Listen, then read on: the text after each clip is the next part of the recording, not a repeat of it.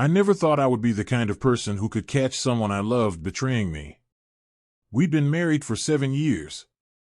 On the outside, we looked perfect. Friends always told us how strong our marriage seemed, how much we cared for each other. I believed it, because I wanted to believe it.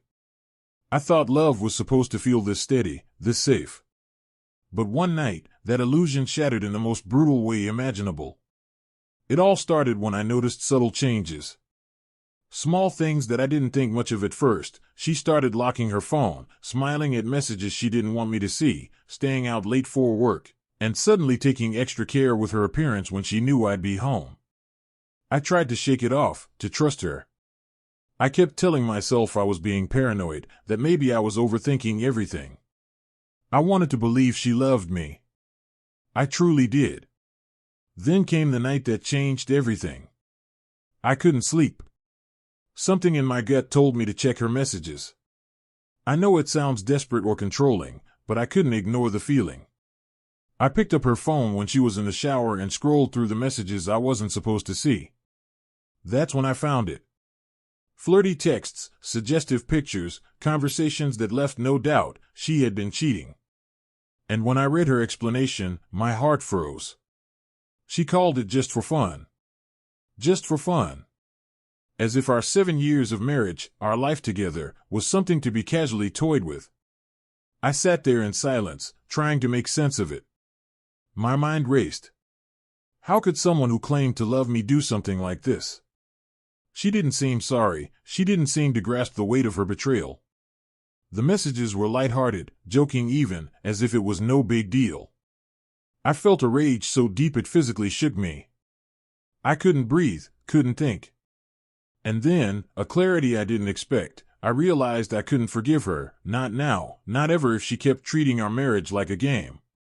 I filed for divorce the next day. I didn't say much. I just packed my things and stayed with a friend for a few nights. The legal process was cold, mechanical, but in a way, it was cleansing.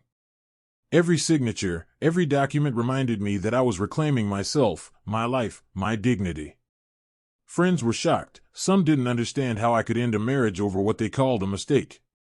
But I knew it wasn't a mistake. It was a choice she made repeatedly, knowing it could hurt me. Weeks went by.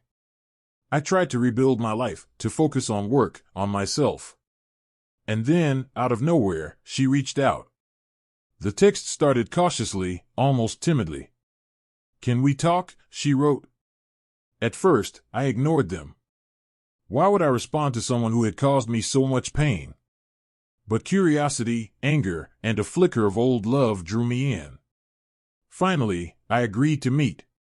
I remember walking into the cafe where we decided to meet.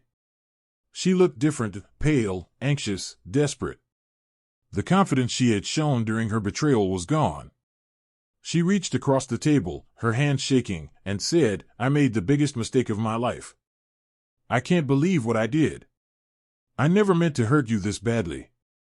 Please, just hear me out." Her voice cracked, tears spilling down her face. I listened. I don't know if I wanted to or if I was just trying to gauge how far she would go. She begged, she cried, she promised to change, to do anything to make things right. Every word was designed to pull at the heart I thought I had closed off forever. But inside, I felt something complicated, anger, betrayal, but also a strange, reluctant empathy. I remembered the years we shared, the laughter, the quiet mornings, the plans we made. Still, I couldn't forget the phrase that haunted me, "just for fun." That casual dismissal of our life together had left a scar too deep to ignore. I told her honestly, without raising my voice, "What you did isn't something I can just forget. You treated us like a joke. I can't unfeel what you did, and I can't pretend it didn't happen. I'm sorry, but it's over." Her face fell. She started crying harder, her hands clutching the table, her entire body trembling. She begged, pleaded, even offered to do anything to prove her remorse. But by then, I was resolute. I had learned something crucial: self-respect isn't negotiable. Love doesn't exist in a vacuum where betrayal is excused as fun. I walked away, feeling a strange mix of sorrow and relief, as if I had survived something catastrophic and come out stronger on the other side. In the weeks that followed, I rebuilt my routine, my sense of self. I learned to enjoy my own company, to trust myself again, to let go of the illusions I had clung to.